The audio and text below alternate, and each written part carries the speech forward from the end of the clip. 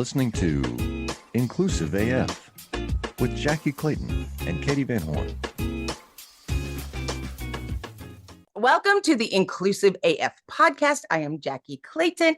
Katie is not here with us today doing her regular shenanigans, but I'm very happy that I have a special guest with me today, Bobby Malloy. So, hello, Bobby. How are you doing today? Hey Jackie, I'm doing well, thank you. The big shoes to fill with Katie's absence, but I'll try my best. That's right. You'll do. We all are just doing our best. Just doing Playing our for second, yeah. our best. Now, I have had the pleasure of reading your bio and I will gush over that, but how would you describe yourself to our listeners? Oh yeah, okay, good question. That sounds even more broad than just like my professional background, but Yeah. I'm an organizational psychologist, so very obviously ingrained in the HR space. But my brain kind of is more geared toward organizational behavior, organizational development, and my role is as regional director of people science for Culture Amp, which is the employee experience platform. And people science is kind of, I don't think I was called a people scientist before I joined Culture Amp, but I've really taken that as my identity just because I think it's a cool title. And I don't know, it plays well too outside of work and outside of HR. People are always like, oh, wow, people scientist. And I actually think it pretty accurately reflects being a psychologist, studying human behavior. I love that. I'm an amateur people psychologist. I think I got my degree though from ChatGPT just in the last 5 minutes. I have fully done enough work. And so, but I'm glad to talk to you because literally one of the things that has come up a lot in just in my career is how much people don't know about the world of work and how the psychology of how things come about and the things that they don't expect that they should expect because it's just a pattern is always shocking to me that we and not understanding that there really is a science behind it. I'm curious as to, has there been anything that you are like, come on, guys, we've been talking about this for like 100 years and it's the same problem and you just won't listen, anything like that come across your desk? Daily, maybe in some form. But that's it. Okay, it's such a poignant observation that you've made because what I find in working in this field, I've been with Culture App now for 7 years. Within like maybe 3 weeks, I think is my camperversary, is what we call it. And I don't, I'll come across different customers, that sign on to partner with us. And it is a new and novel idea for them that this is something that is a scientific field. Right. And even maybe new salespeople when they come in, are kind of surprised to find HR tech is kind of booming with science. It's not just Flash and it's not just programming. And so to find that this is actually like you can apply the scientific method to determining these patterns of behavior that make it easier and more valid to put resources in the right direction so that you're actually getting return on your investment is pretty important. And yeah, I find I have this conversation pretty commonly, which is fun for me because I get to say, I'm a scientist and I'm in this field, and then people go, "Wow, wow, you're in business and studying psychology." They usually then ask me, "Oh, is it like Billions? Is it like the TV show where there's a consultant and she's doing therapy for executives?" I'm like, no, actually, I do therapy for organizations, really, not Right. individual people. I can appreciate that. I mean, I do a lot of work with nonprofits and especially when you explain to them like what the risk by choices that they're making, the potential risk, and how are we going to mitigate for those risks. I think it's always shocking. And I think early in my career, and it's a story, if you've listened to the podcast over the years, you've heard it quite a bit. And it was a turning point in my career, and it was the company picnic t-shirt competition. And I thought it would be really great to have like departments make t-shirts and we could vote as an organization on the best t-shirt. And then that would be the t-shirt for like the company picnic right? Sounds easy and basic, and it turned out to be such a nightmare. And it was like people got so competitive. And then the fact that we picked one t-shirt over another t-shirt, and then this person didn't think it was fair, and then they thought it was rigged, and then there was like nepotism, all of this stuff. And then at the end of it, like a mentor, senior person was like, yeah, of course that was going to happen. Like, that's why we never do things like that. And I found that there's so many things that sound great on paper, but they may not work or align with our company mission or like our company values or what we're trying to stress. And the psychology behind things like, just the type of people that we may have added to our organization or the people that we brought on, like, we're just causing it. I talked earlier about my dog. It's like, you're causing a bad situation. It's one of those like, oh, let's just let all the dogs out and they'll just play. It's like, no, they actually won't. They actually won't play. They will fight with each other instantly. I'd love to know if there are things and patterns that you've seen like over and over again that always seem to be a good idea that maybe people should consider as they're looking at their company culture in the season. Hmm. And you can say no too. Like, nope. Well, just to pull out the thread about your t-shirt idea, there is research published around like in groups and out groups, and something as simple as giving one person a blue hat and one person a red hat immediately creates like a line between two factions. And so in some of these experiments, they try to determine like what's the lowest bar that we can set to actually divide people, and it's pretty easy to create competition. Yes. So the shirt idea, I think someone with my background, I think the benefit of our profession is like, have you ever seen some of those like game shows where maybe people are going through a maze, but then they have someone who's kind of got the bird's eye view and trying to help direct them to go in a certain kind of direction because they can see everything that's coming ahead? That I feel like is a little bit of the benefit. And so just anyway, in terms of answering your question about some consistent kinds of things, when I'm working with customers, one in particular comes to mind, and that is the idea of signaling by leadership.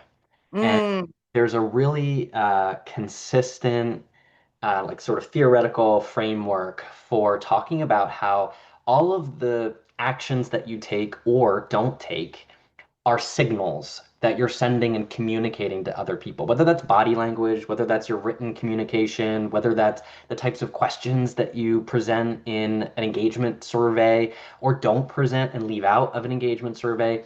Everything you do is signaling something. And that tends to be a little bit of an epiphany for people because maybe they think of like the actions that they take. That seems obvious. And then not taking an action, they're not really thinking about that. But people are always watching leadership. And so a lot of the conversations I have with senior leaders are about the signals that they're kind of giving out. And then, you can turn that signal strength up, which means I'm doing something and I'm very reliable in the way that I do it. And that way people know that if I'm doing it, it is meaningful. So it's kind of like the boy who cried wolf, whereas you don't want to dilute the signal in the opposite direction. You don't want to do things and not back them up or say things you don't mean. And ultimately, then it becomes harder for people to interpret the signals that you're putting out, and that causes people stress, and that also undermines your leadership. So that's one example. I that is so true. I think about when you say that story, it makes me think about Slack. I Yeah. will never forget someone like reaching out to me because I didn't like click one of the icons for somebody's birthday on Slack. Oh, And I yeah. was like, I refuse to participate. And she was like, what? I was like, I always refuse to participate. And I was like, why? She was like, why? And I was like, because I don't have time to like click and make sure it's somebody's birthday or every single event or doing all these things. And if I start with one person, it'll look like I like that one person, but I forget. Like, I'm neurodivergent. I fully have full ADHD. clicking on the birthday will cause me to go on Amazon and like look up all these different, like I'll get so fully distracted. Like I just know that about myself. And what Mhm. was funny is that she recognized it as a distraction, but then I caused it even other distraction. Like they would be like, Sally's birthday, you're not going to click happy birthday, are you? I was like, I'm not clicking happy birthday. But then it escalating where someone noticed, oh, you don't, I noticed you didn't participate in this and this and this and this. And it was like, is that the rule? Are we all supposed to participate on Slack? Because if so, from an HR perspective, from my amateur OD, right, or like developmental side, I'm like, if that's it, then we need to write a full, like for people expectations and being fair, we should let people know that part of their evaluation is what they respond on Slack. Otherwise, leave me alone. you know, um, Mhm. I'm sensitive to things that are fair, and if are we being equitable and making sure people can be transparent. But like things as simple as clicking, the button, or did you use the inclusive thumbs up versus not the inclusive thumbs up? Um, and I'm glad that you brought that up. Of course, we started the relationship. We were hoping to meet at HR Tech. I wasn't unable to go, but it's in the world of tech of like the bias that we talk about, and people think really big, but you're like, no, it doesn't have anything to do with you. Like you creating this being there sometimes can create a bias, that wasn't there before if we're not careful, if we're not looking at all of the various parts. And I think, especially now in the world of AI, we're talking about these things without recognizing how we have so many tools in the world of work, and they all have the ability to cause a bias internally if we aren't on top of that. I would love to hear what your thoughts are about that, especially coming off HR Tech a couple months ago or last month. Yeah, yeah. So, yes, AI can enhance biases. I also think it could reduce them, but you have to be intentional about like what we're going to be doing about that. So, if you're not thinking about it, then you end up developing AI that just reinforces all the biases you already have, Right. and that doesn't help anybody. But I actually think, of course, from like a maybe accessibility standpoint, AI can be very helpful to people to either like focus on just the most important pertinent information, to distill large amounts of information down, to be able to scale kind of their own abilities. And ultimately, I think with something like AI, even at HR Tech, what I was trying to observe from booth to booth, from company to company, was looking to see if there was technology that was built with a point of view in mind. Mm-hmm.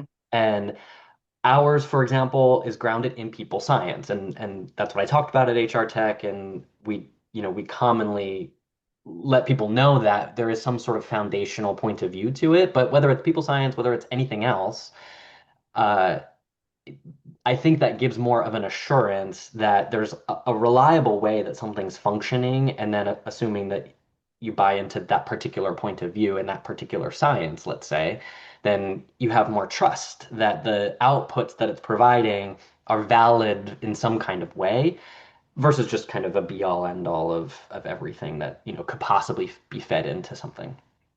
I can appreciate that. I think it's so important just making sure that people do have that awareness. And I always thought it was funny when people were talking about the bias in AI. It was like it could, but you're obviously not afraid of people, where we have 100% chance that bias is going to play a part, but we're still going to have to work with people.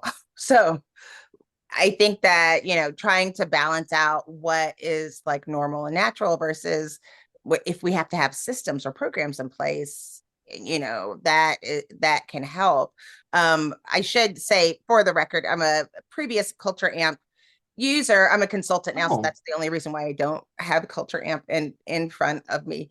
And one of the things that I really appreciated was the training capacity, like within Culture Amp. Like you know when it would show various things, and then you could give people training so that they can have their own learning and understand what was going on with the organization. So you could be it's data driven. This is what we're coming up with. These are the things that might be, you need to pay attention to.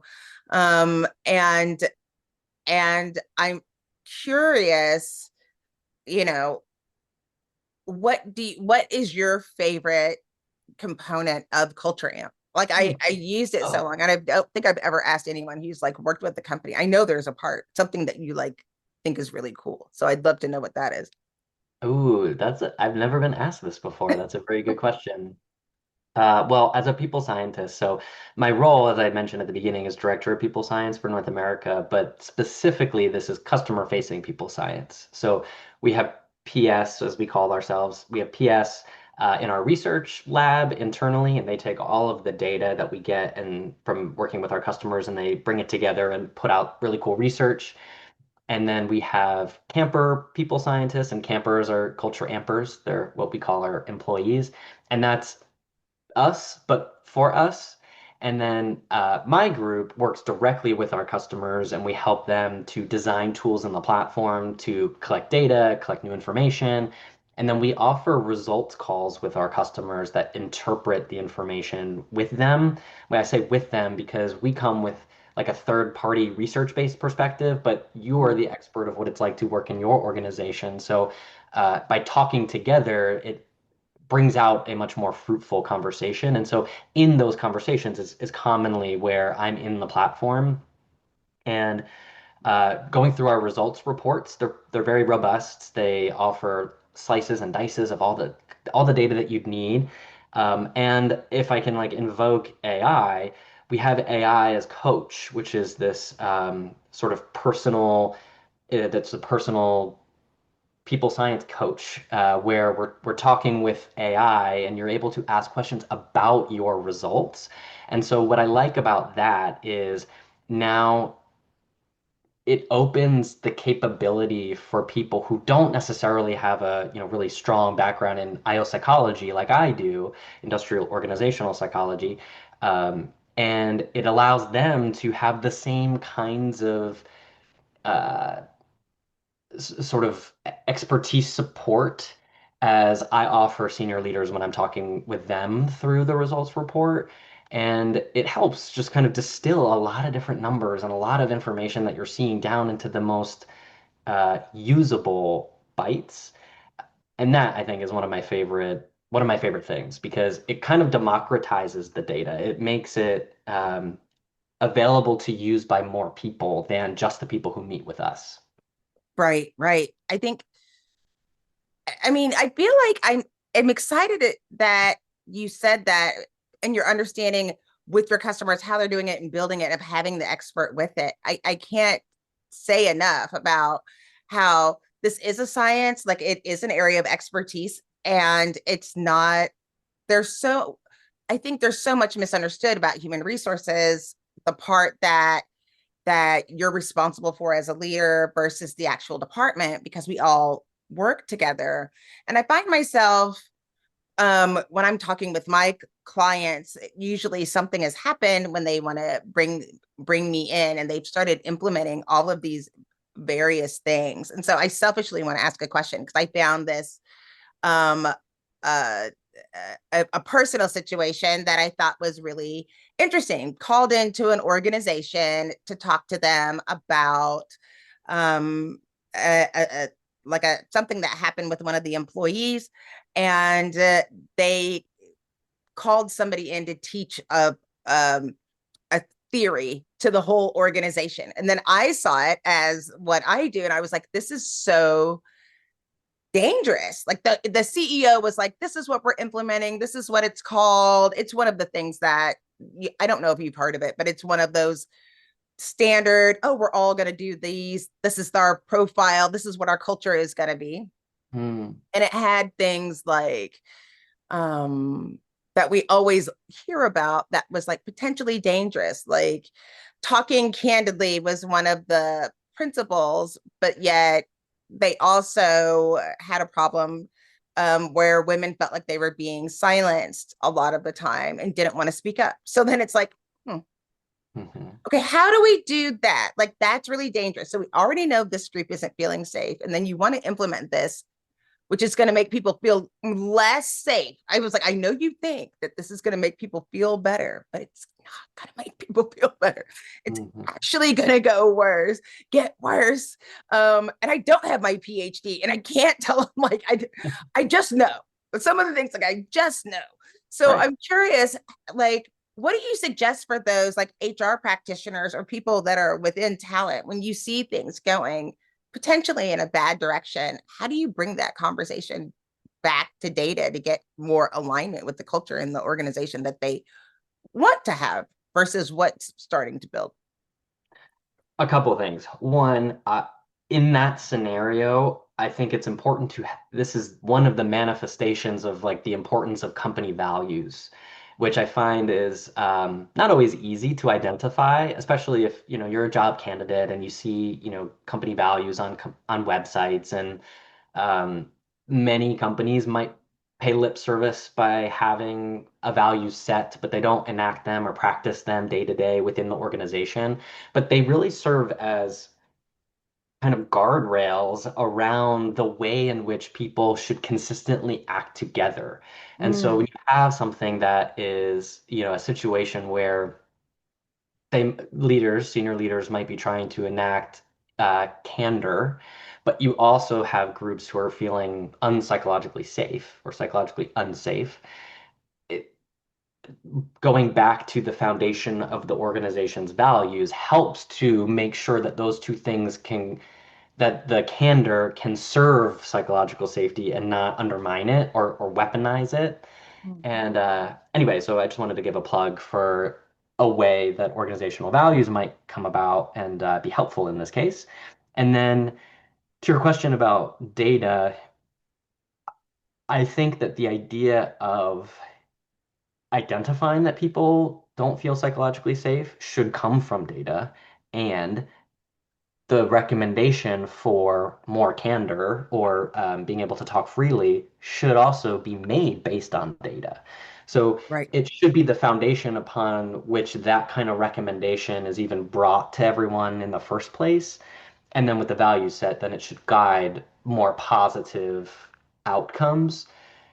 And so, yeah, if at that point, the CEO is saying, "Hey, I want to do this thing," but you have groups feeling this way, and you're afraid that those two things might clash, HR can support by becoming data informed, and that holds a little extra weight, and I think helps you act in the right ways.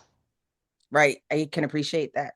What made you decide to do this, get into this work in the first place? Like, I don't remember hearing about this in high school. Like, how did you decide this is really what I want to do? Would it surprise you to know that I was actually going to live my life as a Spanish teacher? Yes. Okay. But Well, that's true. Um, I am the proud owner of a 900-day Duolingo Spanish streak. So I recently got into, well, recently, I guess it's now like almost 3 years, just to keep back up with it. But I had always gone to high school and even college for Spanish. And then I decided, you know what, I'm going to go medical. And I ended up starting a semester of college with a bio course and a couple other courses when I think I wasn't supposed to at that time because I wasn't declared as any kind of health or science major because of the Spanish.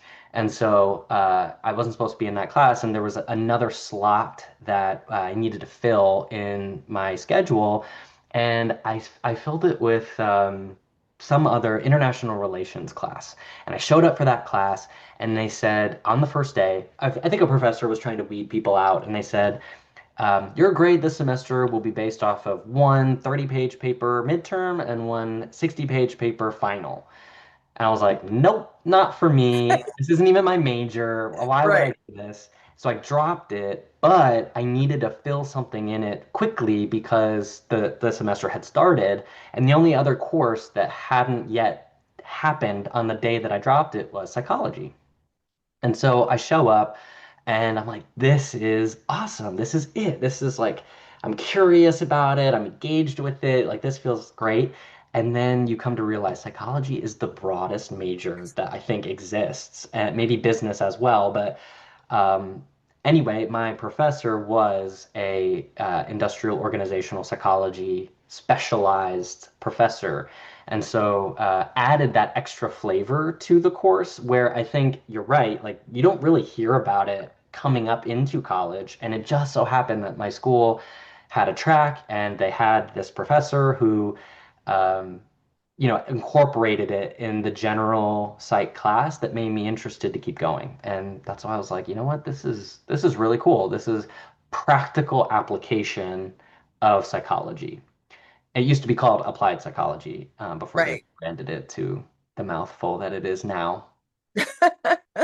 No, but that's cool. I was like wondering when I was like looking at your background, I was like, wow, that's really cool. And looking into this space, and I was looking and also thinking about like this season right now. It's so important that people like you exist, that you're looking at the people science.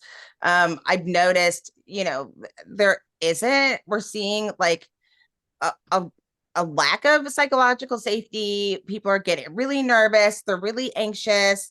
And people don't know where to go. There's just so much um concern about like where people are working, where they're spending the most of the day, and what can we talk about, what can we not talk about, all of these various things. How is this year, specifically 2025, have you noticed anything changing with company culture versus maybe prior years? Yes, to say the least. Okay, good, it's not just Let's see. me. Okay. No, it's not just Okay. you. Where do we start? Um, I think regardless of we could talk about anything, but it is all an example of change. And Hmm. uh, there are 100 examples over the past 8, 9 months of the year that have offered change either economically, societally, business-wise. And what I see is there is a lot of uncertainty. And change brings uncertainty. Some people like change more than others as well. And this is maybe more of like a recommendation coming from my professional background, but I always go back to thinking about stress. And what's helpful for me to know about stress is that the way that people, and I'm overgeneralizing, but the common kinds of, ways of thinking about how people become stressed, they first think, is something a threat to me? And if the answer is yes, they then think, but can I cope with it? And Mm. so, as you're thinking with any type of change, and you're a leader and you're thinking about your employees, maybe you're introducing a layoff, maybe you're doing budget freezes, but think about whether or not people will assess this as a threat to themselves. If they say no, they're probably not that stressed about it. So that's good. If they say yes, you also need to take the extra step of, if you're trying to reduce their stress, help them to understand how they can cope with that situation. Do they have control over it? Can you make anything more certain so that they have information that helps them feel more control over it? And so as we're thinking about like what's going on in company cultures this year, I find that a lot of people have unknowns. You have a lot of economic uncertainty that is making business uncertain, and like business viability, business health. Do I have job security? Do I have, enough money? Is inflation gonna give me less buying power?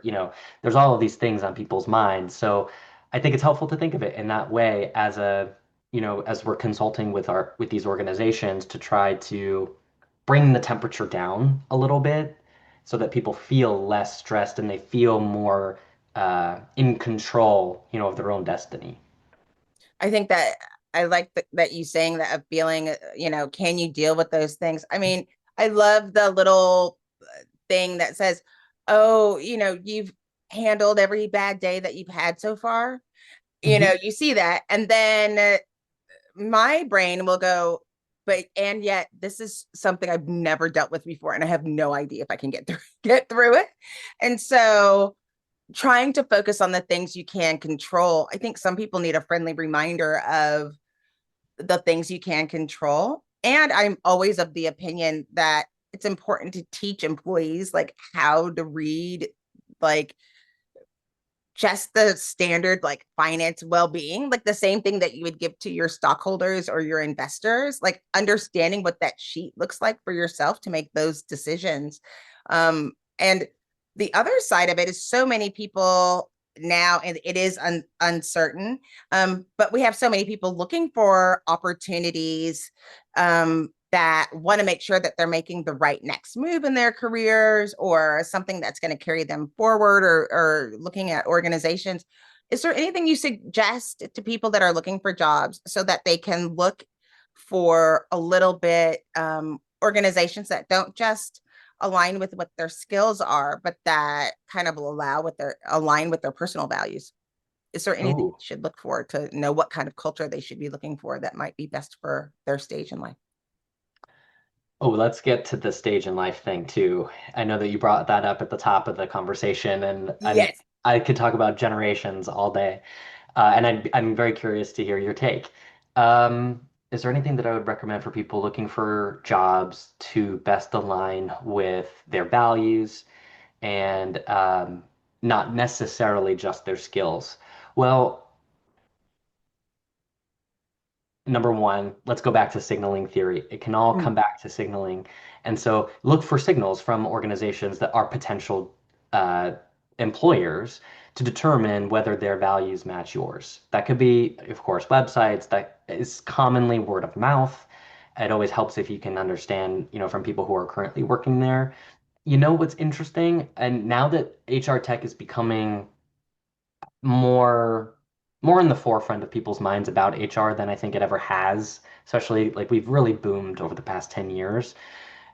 People now have taken employee surveys and they've given feedback, and this is becoming a it's becoming common, and I encourage it to be an expectation. And so mm, when you are interviewing, I think it would be interesting to ask, what are your company's engagement scores? How have you as a company taken action on employee feedback? And that should offer signals as to how the company is investing in employee experience, over the course and values and sort of um, over the course of time. So that's something. And just on the skills-based stuff, I think that we don't know how AI is going to impact people's jobs and their skills. And so I do think if you're on the job market, it is worth considering what will the future of this role or this kind of work or the need for these skills be? And does my future employer offer a means of training for how I see the future to be. So, can the employer afford you opportunities to develop in ways that you think are going to be like the next kind of wave of the need for your skills and for your role, without necessarily having to retrain or anything. But that I think is a new value proposition that employers could offer that maybe they haven't had to before. well, and it's the impact of technology. Like I started when I used to recruit, we used to look for candidates where that the jobs were the logical next stage in their career. Like that's who we were recruiting. So for example, you would look for somebody, like if you were hiring for a director, you would look for somebody who maybe was a lead or a supervisor and they had like 5 years of experience. And so it would make sense for them to be a director. Now, because of AI and the way that large language models are working, I always say the tools that we built is part of the reason that we see so much burnout in the workplace, is because we're looking for people that are already doing the work, that have done it for 2 years, that'll do it at my organization for two Mhm. years, rather than look, and AI can't see those things. And it's different on the industry, but we don't see a lot of oh, I'm a large ATS with a module just for retail or for hospitality to sync up who would be good for our organization. Like there's some organizations that it would make sense that someone would have 5 years of experience, maybe education, or if they have tenureship at various hospitals, or but then there's other organizations like that, like sales, like software sales, 3 years, and you're worried that the company's afraid of firing them, or you're not going to be able to afford them. It's like, but seeing somebody change every 2 years is what you expect, and that's so that's a different piece. But I digress. That's like something that I think about within HR tech, and we're just starting to see the impact of moving from more hands-on people to outsourcing to so many software programs of managing that, because there's so many pieces that can't be managed with AI yet, or we don't have the algorithm, just so to get people to that next stage. And so I find it interesting now when it's like, okay, so we have AI or we have software that can do all of this, and now I need you to do this part. And it can't be brand new. Like, oh, I wasn't used to doing all of the relationships, like, or doing the outreach on a personal basis, or outsourcing it, and then the trust. But you're right, like what you said before. I think all of this is a lesson in change management and understanding the changes as we move forward. But I think it's moved so fast. The technology has moved so fast, and the people aren't ready for it. And it's so important that people get ahead of it before somebody else goes to some other conference and finds out and comes back and says, hey, we're getting rid of all accounting and we're implementing this new software. And because some people are very transparent when you're talking with software sales, and they're like, I'm going to use your software and we're going to fire the 10% of our workforce, and we're looking for this to replace people. But it is important. I like what you said about how to manage like that culture and how to work with people to make sure that they feel better about that. What else do you think is important? I see you're about to say something that you want to add. Yeah, I was going to pull at that thread, that last thing that you had mentioned about, why this technology would be implemented in the first place. And this is what I talked about at HR Tech, which is, so the way that I had started was by first, I think it's important to understand the motivations of other parties to then understand how you can achieve your goals. And so what I started by showing was some research that showed that the top five priorities for CEOs in 2024 and 2025 were growth and profitability. And profitability had increased from 2024 to 2025. And so AI, I think the big promise of it looks attractive because by being able to increase efficiency and productivity, by doing more with less, theoretically, we can increase our profits. And that's important because in an age of uncertainty, economic, social, whatever, profitability gives more control to the organization to do what it wants to do and kind of lets it achieve its own destiny rather than need funding, need seed money, need any external sources. And therefore, okay, AI has this promise. Would it deliver?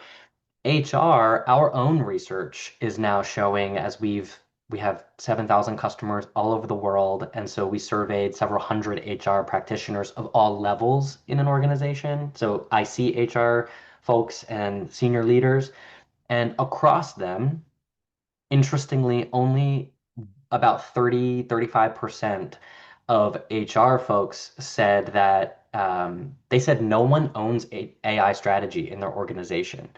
And I am trying to make the pitch that this like is such an opportunity for HR to be the ones to step into this kind of vacuum, this leadership vacuum around AI, because I'll also add that some of our survey research of these HR folks found that many feel, or maybe the vast majority feel like the company's bottom line is what's going to benefit and not the people. And HR, is that you're the people. So I'm trying to motivate HR to be the ones that, grab the mantle of AI strategy in the organization so that they can, help the organization achieve its own destiny. But then also you can shape what AI is for the people, for, the employees, for HR. You don't want HR to be absorbed by other functions because we feel like AI can just replace what HR does. And ultimately, what is HR, human resources without the human in the workforce? So if it's all robots, then it'll be robot resources. Right. That's not going to be a good. I don't like No, I don't like robot resources. no. Um, well, at the end of our show, we like to ask, like, what's one thing that you want our listeners to remember for our conversation? I know it was just kind of like Q&A, kind of going back and forth, Hmm. but what would you like our listeners to remember based on our conversation today? I hope it's that then. I hope it's the idea that if there are HR folks listening or folks who are not in HR but who are inspired by the idea that there is an opportunity to take the reins of what this sort of technological advancement can look like within your company. I think the time is ripe. There's clearly a there's not one general consensus of whose responsibility it is, but given that HR, this is kind of my point of view, is that HR is the one that is best positioned to do this. We oversee the users of AI. We oversee the ethics and the compliance of its deployment. And in order to make sure that it works for everyone, I think HR brings a lot of expertise to the table to be able to use it well. So, yeah, that would be I hope if you take anything away, in addition to the fact that I, was an aspiring Spanish teacher, if you can also feel motivated to like figure out how to start getting engaged. And I think, by the way, the first way to do that is get familiar with it yourself, start taking opportunities to use it. And thankfully, for now, there are many different LLMs that you can use that are free and, start figuring out, how can this help me? How can this up level, my abilities and my the kinds of questions that I'm asking of our work and how to demonstrate impact or realize value. I love that. And I think if I had to choose one thing, I would just say, like, you you don't have to guess. Like, there is a science behind this. I feel like so many times people panic and then they make quick decisions that can, like, affect organizations and such. Like, you may be a leader with where you are, but there is a science behind it, and make sure that you're tapping into the right resources and making those decisions. And uh read all of Bobby's stuff. You have there's so many papers. And I was like, oh, when I was researching, I was like, oh, look at this. I was looking at all of these different things. Like, Uh, go to the experts, look to the helpers before you make any of these decisions, because there are humans involved. Before you just give major decisions over to AI, make sure you are working with people that understand the humans in your organization and how the technology is going to affect them, and that you have a good change management structure in your organization to make sure that you can that you're adding to people's safety and not detracting from that as much as possible. Well, I would love to know, where can people find you? at Culture Amp. Yeah, so you can find me on LinkedIn, LinkedIn.com/in/B Malloy, Bobby Malloy, as is my name. And yeah, at Culture Amp, please, if you're interested to reach out on LinkedIn, that's great. I'd be happy to say hello. But otherwise, I do a lot of webinars and public facing things at Culture Amp too. So you might see me around if you're in the HR space. All right. I love that. Well, thank you so much, Bobby, for coming on the Inclusive AF podcast. I am Jackye Clayton, and thank you so much. This was so fun. Thank you for having me. Appreciate it.